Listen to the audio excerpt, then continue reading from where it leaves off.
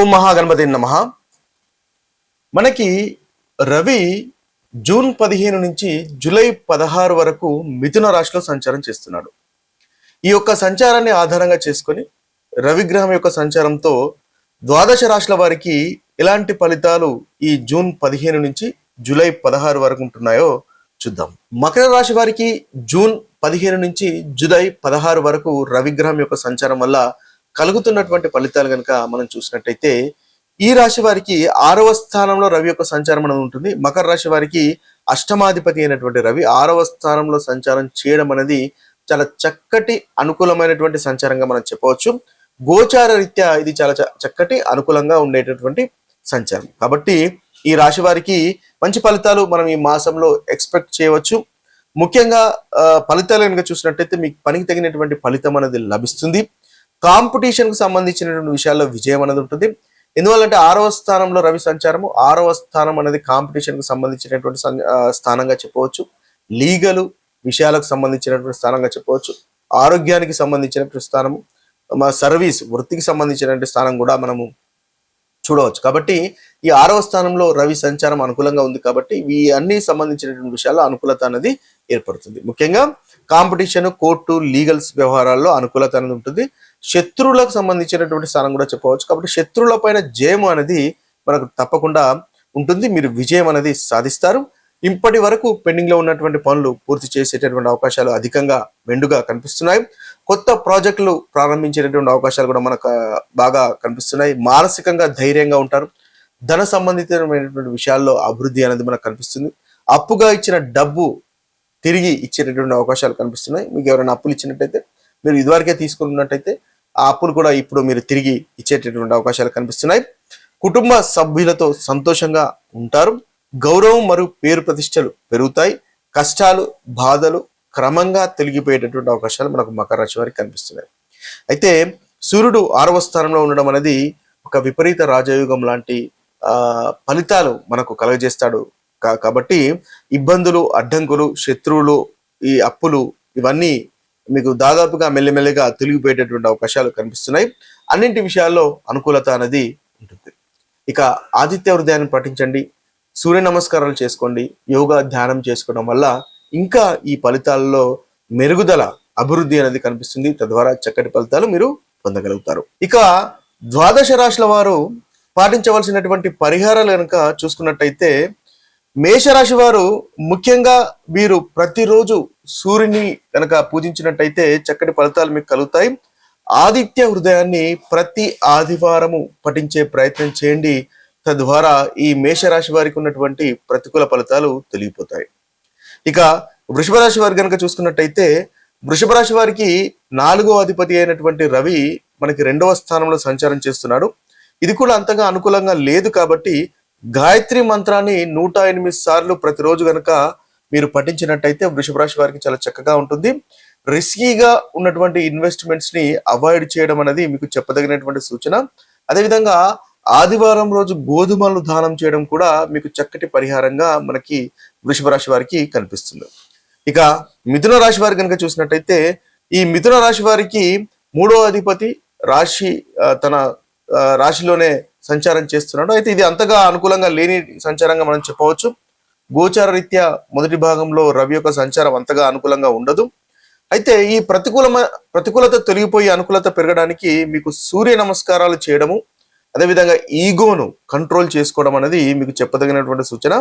అదేవిధంగా కోపం కూడా కంట్రోల్ చేసుకోవడం అనేది మిథున రాశి వారికి ఈ యొక్క సమయంలో, ఈ మాసంలో జూన్ 15 నుంచి జూలై 16 వరకు కంట్రోల్లో ఉండడం అనేది ఈ రాశి వారికి చెప్పదగినటువంటి సూచన. ఇక కర్కటక రాశి వారి కనుక చూసినట్టయితే, కర్కటక రాశి వారికి కూడా 2వ అధిపతి 12వ స్థానంలో సంచారం చేస్తున్నాడు. అంతగా అనుకూలంగా లేనటువంటి సంచారంగానే మనం చెప్పవచ్చు. కాబట్టి ఆదిత్య హృదయాన్ని పఠించండి. తద్వారా రవి వల్ల కలుగుతున్నటువంటి ప్రతికూలత తొలగిపోతుంది. ఇక అన్నెసరీ ఎక్స్పెన్సెస్ అనేది అవాయిడ్ చేయండి. తండ్రి గారికి సహాయం చేయండి. ఎల్డర్స్ కూడా సహాయ సహకారాలు అందించండి. ఇవి కూడా చక్కటి పరిహారంగా మీకు కలుగుతుంది. ఇక సింహరాశి వారికి కనుక చూసినట్టయితే, సింహరాశి వారికి ఇది ఒక చక్కటి సంచారంగా మనం చెప్పవచ్చు. రాష్ట్రాధిపతి అయినటువంటి రవి లాభస్థానంలో సంచారం చేస్తున్నాడు. కాబట్టి సింహరాశి వారికి ఈ జూన్ 15 నుంచి జూలై 16 వరకు చక్కటి అనుకూలత అనేది మనకు కనిపిస్తుంది. మీరు కంటిన్యూస్ గా రవికి పూజించండి, ఆదిత్య హృదయాన్ని పఠించండి, తద్వారా ఇంకా చక్కటి ఫలితాలు కలుగుతాయి. అదేవిధంగా పెద్దలను గౌరవించండి, రెస్పెక్ట్ ఎల్డర్స్. అదేవిధంగా మీకు సూర్య నమస్కారాలు కూడా చేసినా కూడా మీకు చాలా చక్కటి అనుకూలత అనేది ఉంటుంది. ఇంకా మంచి పాజిటివ్ ఫలితాలు అనేవి మనకు సింహరాశి వారికి కలుగుతాయి. ఇక కన్యరాశి వారి కనుక చూసినట్టయితే కన్యరాశి వారికి కూడా చాలా చక్కగా ఈ యొక్క సంచారము అనుకూలంగా కనిపిస్తుంది. దశమ స్థానంలో రవి యొక్క సంచారం ఉంటుంది. దశమ స్థానంలో రవి యొక్క సంచారం అనేది దిగ్బలి కాబట్టి వృత్తికి సంబంధించినటువంటి విషయాల్లో చాలా చక్కగా ఉంటుంది. ఇంకా అనుకూలత పెరగడానికి వీరు సీనియర్స్ కి, మీ యొక్క వృత్తిలో సీనియర్స్ కి రెస్పెక్ట్ ఇవ్వండి, ఆ గ్రాటిట్యూడ్ అనేది చూపించండి. అదేవిధంగా సూర్య నమస్కారాలు చేయండి, తద్వారా చక్కటి ఫలితాలు మన కన్యరాశి వారికి కలుగుతాయి. ఒక ప్రాక్టికల్ రెమెడీస్ గా, పరిహారంగా ఈ ఒక్కటి మీకు ఉపయోగపడుతుంది. ఇక తులారాశి వారి కనుక చూసుకున్నట్టయితే తులారాశి వారికి నవమస్థానంలో రవి యొక్క సంచారం కలుగుతుంది కాబట్టి ఇది అంతగా అనుకూలంగా లేనటువంటి సంచారంగా మనం చెప్పవచ్చు గోచార రీత్యా.